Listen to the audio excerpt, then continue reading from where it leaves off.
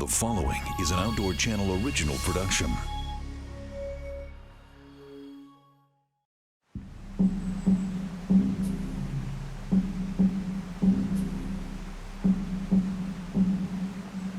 Montana, big sky country.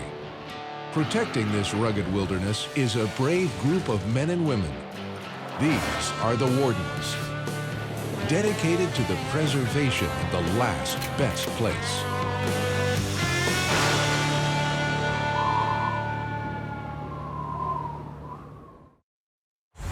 The cold and snowy season descends on Montana. They try to jump the fence, and they miss it, and then it tangles up, and they start to fighting it. You can see how she messed up her shoulder, and then she gets all twisted up in there, and they can't get out. State Game Warden Joe Camic responds to a report of a dead elk outside the town of Deer Lodge. The culprit, barbed wire fence. It's just a bummer, but it's a fact of life for these elk because they gotta jump a lot of fences. Unfortunately, like I said, it's a fact of life and it sucks, but it is what it is. Tens of thousands of miles of razor-sharp wire spider across this part of the state. Wardens say they often see wildlife tangled and killed in fences. Come spring, Montana's game wardens help with a solution. Warden Captain lends a hand on a much-needed wildlife fence project paid for by the Rocky Mountain Elk Foundation. I traded my gun belt in for a tool belt, and we are building fence, and I should get back to work before they get mad at me. Locals help an area rancher mend his fence using a new technique designed to keep the cattle in while protecting wildlife from dangerous barbed wire. The Rocky Mountain Elk Foundation, the Anaconda Sportsmen, and Montana Game Wardens and Game Warden Association have got together to help the Perkins Ranch build some fence, some wildlife-friendly fence, which is really important. You know, we want this to kind of be a testament that, you know, of landowners, sportsmen, and wardens working together to solve a problem. The top and bottom strands of new fence have no barbs. This allows elk and deer to better jump fences without becoming tangled. We have a lot of wildlife. The elk numbers, they seem to go down in the valley more and more and get into the agricultural areas where you've got the hay production. And it causes a problem as you've got cattle on one side and the hay on the other. As the elk cross, they knock those fences down and bring the cattle with them. The plan here is to try to put up a fence that the elk can cross back and forth through, the deer, lots of white-tailed mule deer, so that the fence stays up enough that the cows can't get out. This type of a fence doesn't work everywhere, but it works in a lot of places, and we're thinking this is worth a shot. We're gonna try to make this work. So there's a little bit more tolerance for the elk. He gets really upset when, you know, he's trying to make a livelihood out here. They knock the fence down, and then he's chasing his cows, and he's spending all day doing something that he didn't plan on doing that day, and then gets behind. I'll let Scott give the nod, and if he likes it, let's dig a hole and put a brace in. Sportsmen need to be as proactive as possible. They need to get out there this time of the year, talk to ranchers. If there's an area they want to hunt, they got to go out and talk to them now. And they got to do stuff like this, help them fix fence, help them brand, help them whatever that they need help doing, so that come October, November, they can secure a place for themselves to hunt. You think about, you know, the migration routes of animals. Well, it creates a lot of problems with landowners. They have a limited amount of resources, monetary and labor. And when you have a, 300 head of elk working through your fields every night, that creates a lot of destruction, especially on your fencing systems. So, you know, this provides some relief for the landowner. Not only does he have material, but he's got labor to do things that might take him several days to accomplish. We're able to do it in a couple hours. But it also provides an opportunity for education. We're educating the sportsmen and the landowners that we have a wildlife-friendly fence that we hope is going to prevent a lot of damage in the future. I taught hunter safety for 30 years. Projects like this are good for the future of the other hunters coming along, so I'm all for that. The more we do, the more productive we get, and the more we do in projects like this, the more property we're going to be able to keep open to hunt. That's our national heritage. Every day, game wardens think about this issue, every day. We are the face of Montana's fish, wildlife, and parks, and we are the canary in the mine. When something goes wrong, we're usually the first to see it. and we're always the first to try to help out. This is just another example of seeing a problem and coming up with a very positive solution that's going to benefit people for years to come.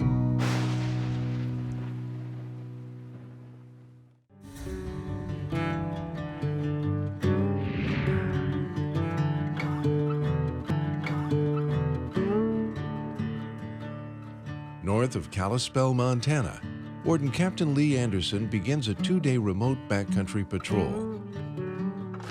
Well, we're gonna go do a little backpack patrol through the Jewel Basin. We've done a lot of work up in here with rehabbing some of these mountain lakes. It's a real popular place to go hiking, and the only way you can get in there is to hike. Whew. Wardens often work remote areas on foot.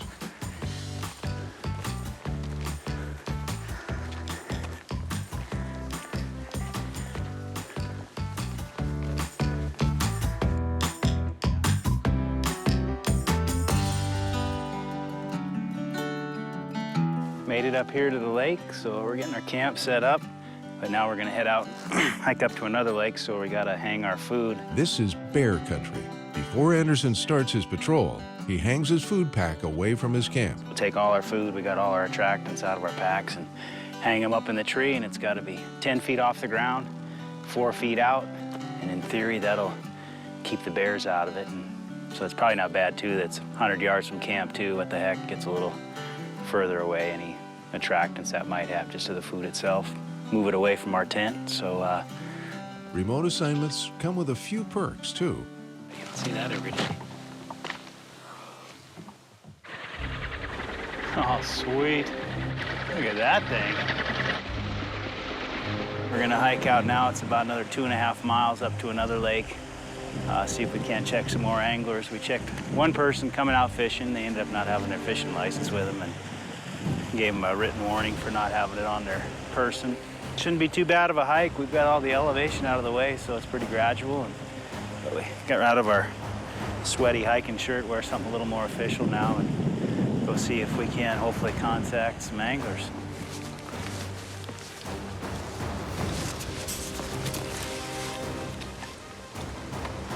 There we got somebody fishing. Sucks to walk all the way over there. Well, you turn around and walk all the way back out, but that's what we're gonna do. We really like coming up into these mountain lakes periodically. You know, it's so busy down in the valley, you hardly ever get in here. But you make one contact up in here, it'll spread like wildfire. Anderson circles the lake and approaches the unsuspecting angler. I'm a game warden up out of Kalispell. Oh, really? Yeah, see if I could check your fishing license real quick, which is great. We rely on that more than us being actually in here. Okay, this is last year's fishing license. Oh, I'm Probably gonna be a green one. Maybe. Actually, I don't think I renewed, to tell you the truth. There's the thought of us being in here that hopefully, you know, folks that are on the edge of thinking they need a license or not, maybe that'll push them to actually get one. But, you know, it helps pay to keep this resource, so it's pretty critical. So I'll explain this to you. Fishing without a valid 2014 fishing license on Birch Lake, Flathead County, okay? Okay. But, yeah, just get that before you go out fishing again next time, and then you'll be squared away and good to go. Appreciate your cooperation, all right? Thank you, sir. All right. Well, so we just checked this guy, and he had last year's fishing license, which expires in February, so ended up issuing him a citation for fishing without a license. But he's real cooperative, good guy, understanding, so I like that better. And he said there's a couple other guys up here, and I know we saw those guys fishing, but he said they were packing some pretty good heat, which is pretty typical. You just got to be careful, you know, try to use good judgment, officer safety, and trust your instincts. You guys having any luck? Wardens learn to always expect the unexpected. Nice. That guy's voice sounds really familiar. And it might not be the same guy, but it sounds like a guy that we had cited for some violations here a little while ago.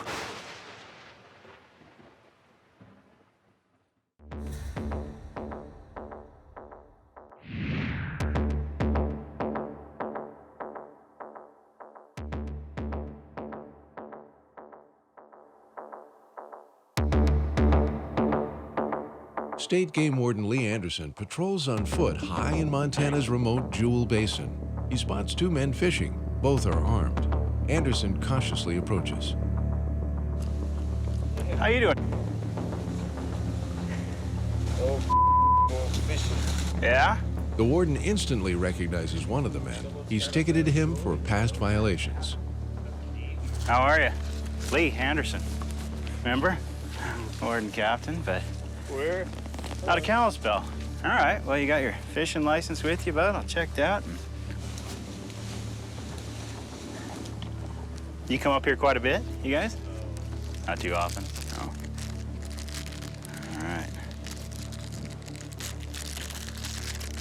All right. How'd you end up down here? I'm just hiking around. You seen it?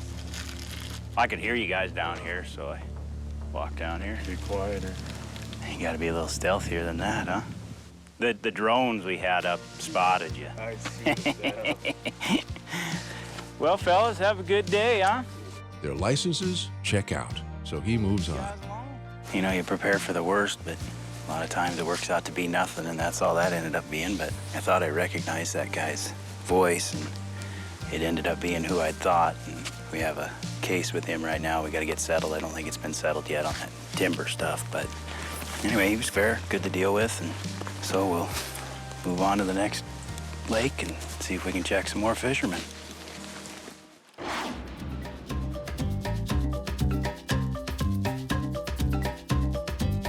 On the southern end of Region 1, wardens check another fishery a bit closer to civilization. So we're down here today on Noxon Reservoir at Thompson Falls. Doing is our saturation patrol just to really hit this stretch of water. Thank you. We just do this every year. Get out on the water, check fishermen. Do you have your license? Water safety checks. Have fun with them, they're cool, but just give guys distance, all right? Other than that, you guys are doing good. Life jackets are good. So just be courteous. Tom works down here pretty much on his own, so we can help guys out. We'll come down and basically hit it with 3 or 4 other wardens and just kind of make our presence known on that day. Boats can only be registered under Coast Guard law for 3 consecutive years. Sunshine, it's going to be warm out. Probably work quite a bit this afternoon and see what we come up with. Great, thanks a lot. Well, we appreciate you guys being out here. Yeah, you bet. Kind of a good way for wardens to get together and see what goes on in other people's districts. Today was a great day. Compliance was phenomenal. You know, most people out here are following the rules, not breaking the law. Well, thanks a lot, you guys. Looking forward to doing it again next year.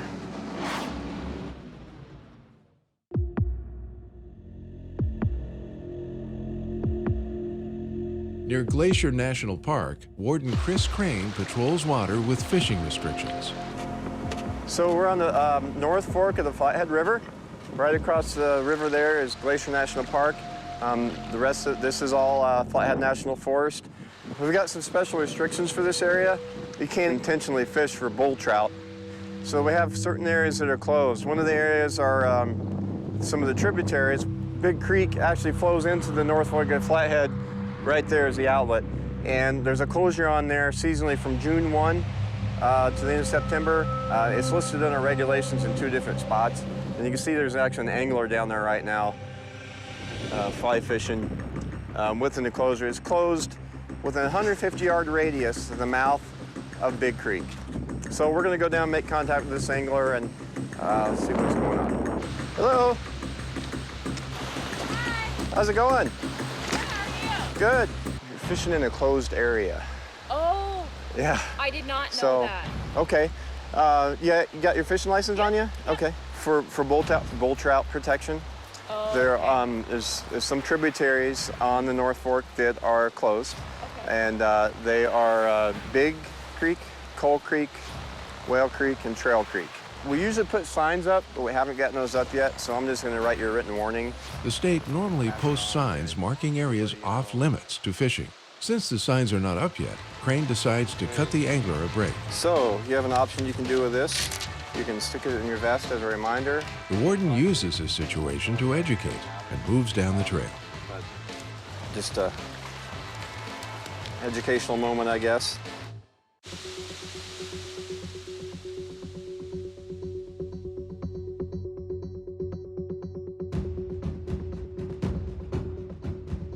When patrolling the backcountry, wardens always prepare for the unexpected.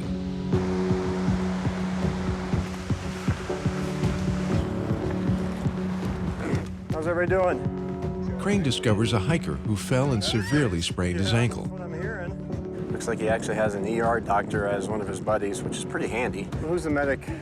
You are. Okay. I've got radio. We can call for help. You know, if he gets out. They didn't want any assistance, really. But no, yeah, appreciate it, but we'll be good. Okay. Is there? We do know you're behind us, so. I don't want to leave, and then you guys need something, you know. No, I appreciate it. I realize where you're coming from too. Yeah, yeah. I think really we're gonna be all right, but we've been. We'll get through. Okay. All right. A lot of times he's a tough old bird. Yeah. Okay. The men decline assistance, but Warden Crane won't walk away quite yet. Well, you got a mile and a half or so of one of the nastiest, worst trails in the area. 10 after 4 now. 10 o'clock, it's dark. How far have you guys gotten in the Oh, we've come through the hardest section, is down the waterfall and all that. Otherwise, okay. We've made a better time. I think once we get down to the camp, I'd say we can make it easy by dirt. Okay. He's doing pretty good on it with this crutch. Okay. My concerns would be that they got to spend the night up here. If they do that, then you're gonna have to hike out in the morning, which are not, they have some gear, but they're not really prepared. I'll probably call just to report it, to let them know. Okay. In case things turn south. Another concern is you're walking down this and it starts to get dark, you get tired, maybe your back, shoulders start hurting, then you got more complications. Trip again or whatever, just compounds from there. But they're traveling really slow. I mean, it's taking them an hour to get less, like a third of a mile. But they're pretty content on doing it by themselves. So I guess you can't help somebody who doesn't need or want help.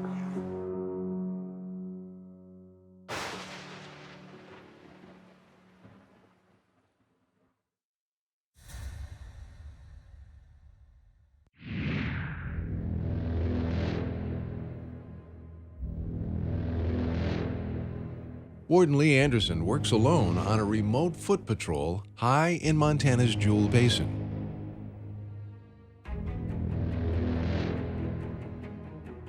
The warden keeps an eye on several sensitive mountain fisheries, remote lakes where anglers rarely encounter wardens. Catching a few fish, huh? I'm a game warden, not a Kalispell. Just out checking some fishing licenses, so. You guys got your licenses with you? I don't have a fishing license. I didn't catch it. I have one, but I don't have it on me. Okay. Is there any way to look it up? Why don't you stick your axe over there in a tree? I don't think you're gonna gore me, but we'll take that out of the equation. What I'll do is I'll fill out a written warning for you with your information all on it. Okay. You know, you're supposed to have it with you, but we'll follow up on it, make sure you got one. Neither of these anglers are carrying a valid fishing license. I've got all your contact information, and I'm gonna follow up, look and make sure you got one. If you do, we'll just leave it at a warning. Okay, perfect. And if you don't, then I'll be getting a hold of you. Okay. But you got one? Yep. Okay. So with you, though, I do have to issue you a citation for not having your license, okay? I'm writing him just a warning because he doesn't have it with him. But you don't have one at all, so you gotta have one if you're gonna be fishing, so. How much is the ticket? Actually, the ticket, it's up to the judge. Fishing without a license often carries a fine of $135. It's anywhere from 35 to 135 usually. Somewhere it falls in there somewhere. Okay. I'd recommend getting a license, especially if you're gonna go fishing this is my again. first time fishing, so. Is it? Okay. Yeah. Just get it taken care of by the 11th. And Great, I'll go in on Monday and do it. then you don't have to worry about anything after that. All right. So. Great. But yeah, sorry about that. much. Appreciate your cooperation, Yeah, fellas. yeah. Okay. I will hate to break one other bad news to you. You actually can't have fires within 500 feet of the lake.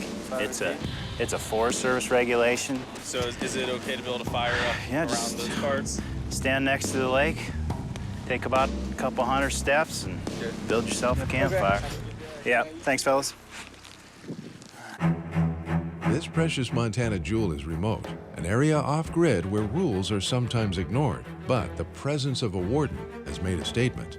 survived 3 days. Had a good trip into the Jewel Basin and checked quite a few fishermen, quite a few hikers. All in all, I'd consider it a success. You know, anytime you can check a bunch of fishermen in the backcountry where they don't expect to see is a good thing. If you're going to enjoy Montana's backcountry, you still have to have a license. Did end up citing a number of people for not having fishing licenses, as well as writing warnings to people who didn't have it with them. So hopefully the word will get out that we're out there and more people will make sure they have that stuff with them or buy the licenses before they get in there. But just a great trip. Pretty lucky to be in Montana and get something like this pretty close to home.